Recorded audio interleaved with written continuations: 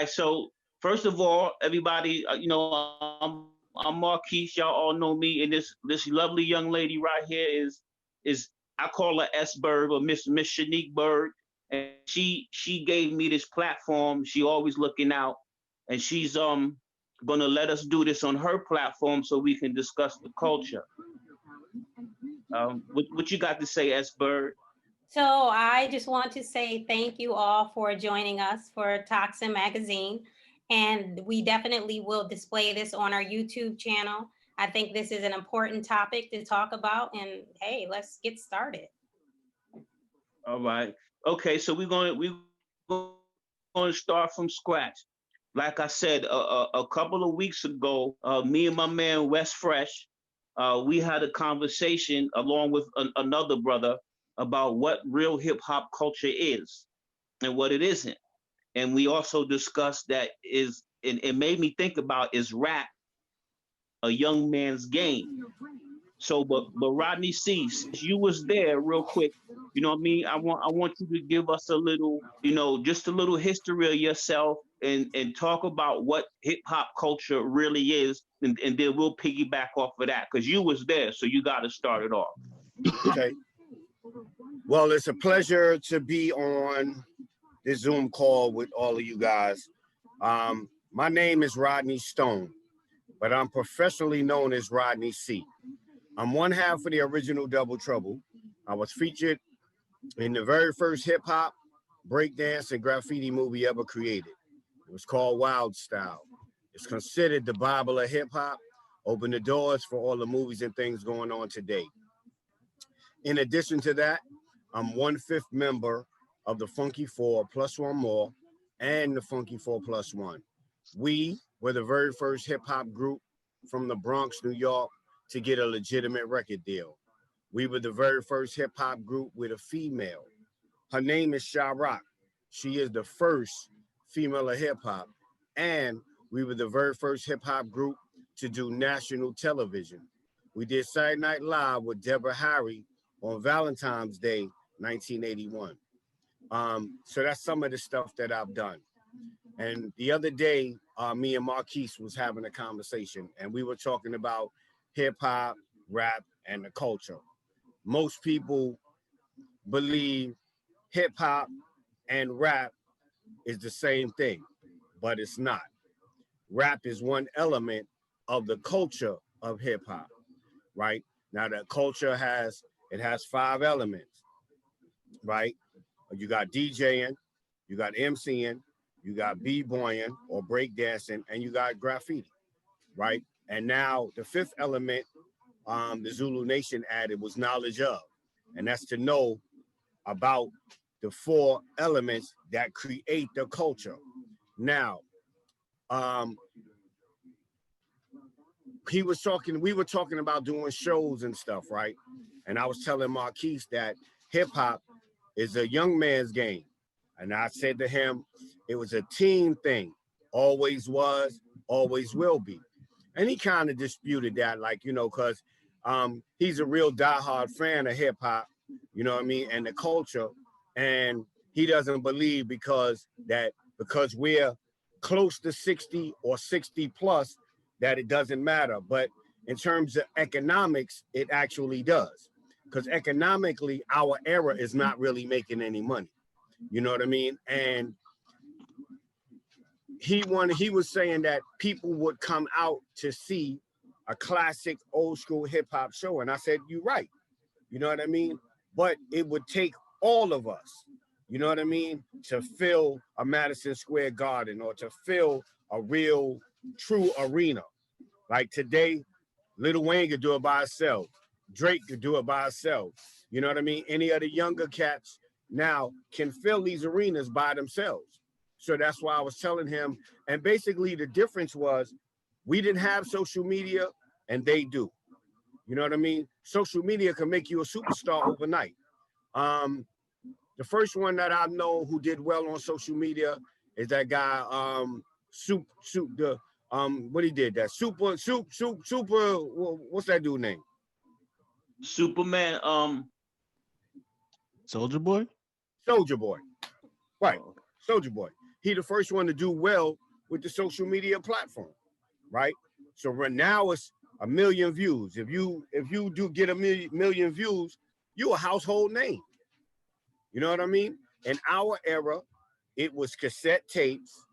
Then if you got a record deal, then it was your records.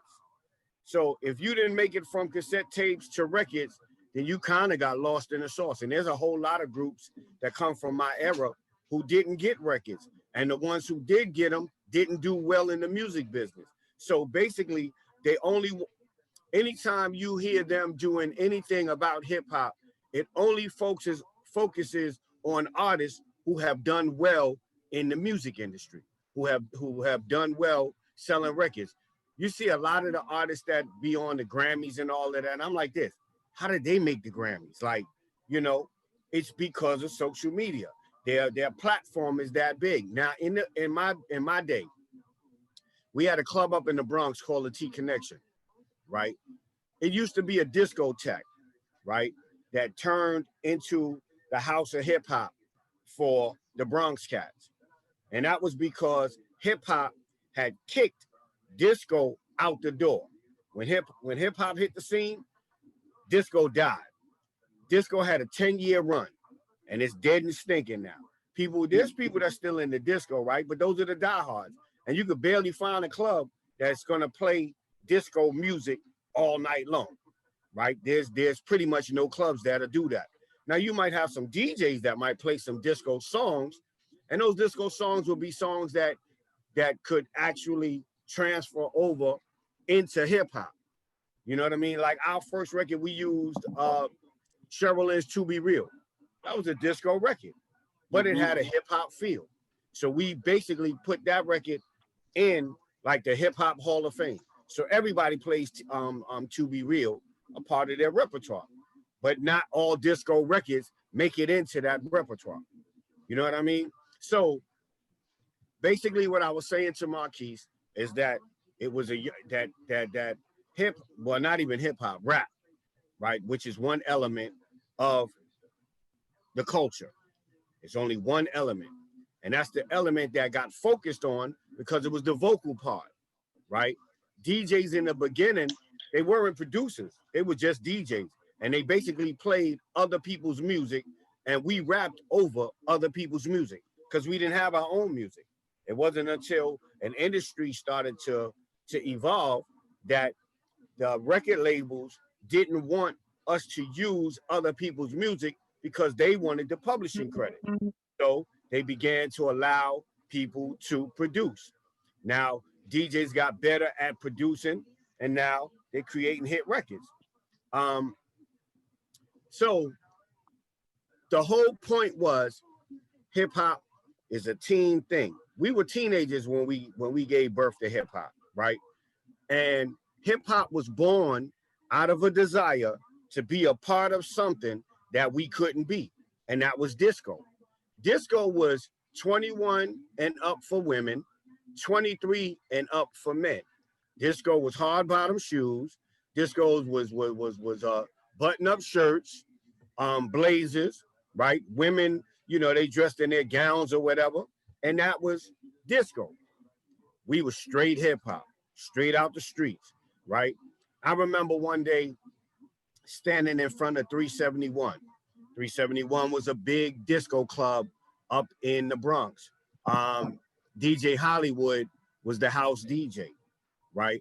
And I remember standing in front of the 371 one day, and security was like, "Yo, shorty, you can't stand right here. You can go across the street, but you can't stand right here." Now, this part of the Bronx that I'm talking about, the South Bronx at the time, it was burnt down. So you could hear Hollywood playing inside for 5 blocks in every direction.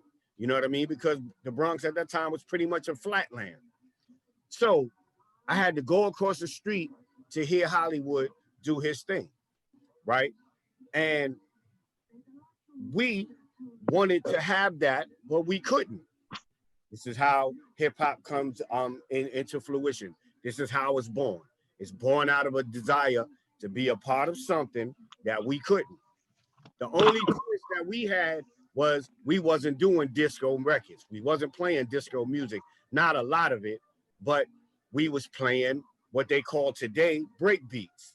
You know what I mean? Anything that had a funky beat. Basically, anything that James Brown did, you know what I mean, was considered hip hop for us because we could break dance on it, you know, we could b-boy on it, and we could rap on it. And that was hip hop. That's how it was born. And we was teenagers when we did this. You know what I mean? And it hasn't actually changed. The only time somebody older than a teen could get in the game is if they've never been in the game. And once they get out and they put out a record and the world finds out, oh, this guy is 40 years old. It ain't the same. They don't Now, keep Rodney, following. They end up losing, you know what I mean? So like your man, Rick Ross. Now, Rick Ross is all right. He ain't one of the greatest rappers, you know what I mean, to do it, but he's smart enough to produce other people. Why? Because hip hop is a team thing. And what did he do? He started producing people who was younger than him that audience would gravitate to. So that's basically my point. so okay, now I'm going to piggyback off of that, and then I want everybody else to chime in. Okay, now when you're talking about the music business, Right. okay, as far as being a young man's game, and when y'all started it, it might have began to be a kid's thing because you can't spin on your head in the discotheque. You know what I mean? But 48, hip hop's 48 this year. It's grown into more of a young man's game. You know what I It mean? always was and always will be. Because it's okay. In the music business, yes, but not in the culture, right? Because in the music business, it's not okay for you to try to make a record now. But in the culture, we can't wait to see you get on stage. No, that's totally different, right? But me being a legend, being a pioneer, also being an entertainer and an artist, I want to do well in the music business too, right? Because I need to feed my kids. I can't feed my kids off these little parties that we do. You get what I'm saying? Because now I remember, understand. my group, it was 5 of us. All together, it was 8 of us, right? So we got $1,000. How we gonna split $1,000? And see, that's the point I was trying to make to you on the conversation that me and you had, Marquise. You got to realize this. Everything evolves, just like anything in life. It evolves off. It starts from somewhere, then it evolves to something else. You know, you could take for an example, we didn't have cell phones back in the day. And then when they did come out with cell phones, they came out with these big old blocks of phones that were like too much money for people to get. Now anybody can get a cell phone and it You get them evolves. with a Happy Meal. Exactly. Now you look at we on a meeting, we all in different states and we in a meeting together. So these are things that I was trying to explain to you when it comes to these kids now, the music industry and the culture. You have to realize a lot of this stuff evolves. They don't a lot of younger kids don't want to see old people unless it's a person that they can relate to. That's what the music and hip it's basically what you see all the time because you a rap audience don't have a long attention span. You know, the next hot thing everybody gravitates to them. It's not like rock and roll because you have rock and roll guys 70, 80 years old still making millions of dollars performing. But It's the why? way Why is that though, Wes? That's what I'm saying. Why okay, is it's that? this. I'll tell you. I'll explain to you. It's the structure of how anything that is created by us as people, it's not structurally formed. It just like Rodney C said, you got kids. These were young kids back in the day that made all this music up. You know, I remember growing up. My old man used to say, "Man, I ain't want to listen to all that doobity doobity dop dop." So that's the same thing that we say to these kids now. And Oh, I can you see know, him because you saying know that my too. own man. But see that, Yeah. but that's the same thing. We have to think at a young person's come down to a young person thinking to understand what it is about us as older musicians or older artists. Rodney C made a good point when he said, you look at Rick Ross, you know, he in his 40s, but he grabbing young kids that's hot, that's keeping him alive, keeping that revenue coming in. You don't want to be doing a show for $400-500 when you got these cats starting out, these young kids, they come in, they making $5,000 show with one single starting out until they get hot, then they up to 10 and 20,000. But what Wes, what you and Rodney was saying, there's truth to that. Now, the difference is though, y'all talking music business, you're not talking culture. Now this is part of the subject of why we have this conversation, because at the end of the day, y'all keep going back to records and record sales and radio. Let me just say something real quick. Okay. You keep saying culture. Most people don't know that there's a hip hop culture. Most people don't know what the hip hop culture is.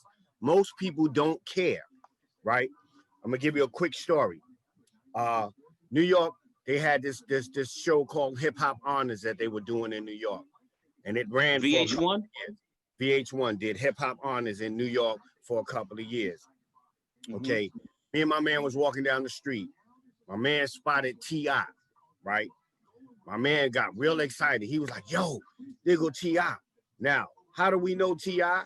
Because of the visual aid, right? We know him because he's on video, he's in movies, he's, you know what I mean? Visually, you know who T.I. is, right? Our day, we didn't have the visual aid, right? So if you don't know us personally, you don't know what we look like, right? Okay. My man seen T.I., my man, he nudging me, say something to him, right? So I said, yo, what up, T? And he said, what's up? You know what I mean? So I said, let me ask you a question. And he said, what's up? I said, what you know about, you know, old school hip hop, right? Classic old school hip hop. That man turned around, he looked me up and down like I owed him money and said, I don't know nothing because I wasn't there. And he turned around and walked away. My man got heated. Yo, I said, listen, why you gonna get upset with him for not knowing what you think he should know? Now, why he don't know? Because hip hop is the only culture of music where we don't teach our young. Now, the brother was talking about rock and roll, right? And how those artists at 70 still making money. The reason why is because they teach, whoever supports, teach their children and their grandchildren. So if you go to one of them concerts, it's going to be grandchildren there and it's going to be grandparents there. And they're going to be telling their grandchildren, this is why you need to support this group, because this is, you know, why it's important. And for whatever they telling them, that's the support. So they never lose their base. They always got a base. Not with hip hop. We only want to know what's happening right now. You know what I mean? That's what we I was talking to this young lady, right? And I said, you know, at the time, my record was 39 years old. My first record was 39 years old. It's 41 now, going on 42.